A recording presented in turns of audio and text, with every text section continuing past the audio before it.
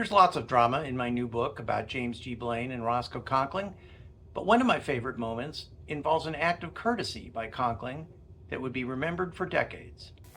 It was March 4th, 1875.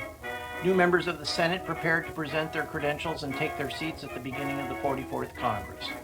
One of the first-term lawmakers prepared to begin his Senate career that day was Blanche Kelso Bruce, a once enslaved black Republican from Mississippi. But his first day got off to a bad start. By custom, new members were escorted by another senator as they presented their credentials at the clerk's desk. But Bruce stood by himself at the back of the Senate chamber when he was called forward.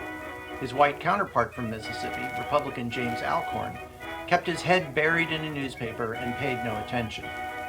Bruce's name was called a second time. When no one came forward, Bruce began to walk slowly to the clerk's desk. Suddenly, he felt a hand on his shoulder. It was Conkling.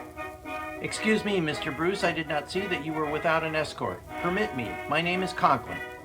Conkling extended his arm, and the two walked together toward the clerk's desk. Conkling's courtesy broke the ice, and Bruce was warmly greeted by his Republican colleagues. The incident was notable for two reasons. Conkling was something of a misanthrope, who was uncomfortable with the backslapping and other physical demonstrations of casual familiarity. More significant was the timing. Days earlier, House Speaker James G. Blaine prevented passage of legislation to empower the federal government to enforce voting and civil rights being denied to black Southerners by the region's white Democrats. Conkling's gesture reminded black Republicans that they still had powerful friends in the party. Bruce never forgot Conkling's courtesy and named his first child after the New Yorker. Decades later, Bruce's Mississippi black Republican colleague John R. Lynch called Conkling one of the greatest men our country had ever produced.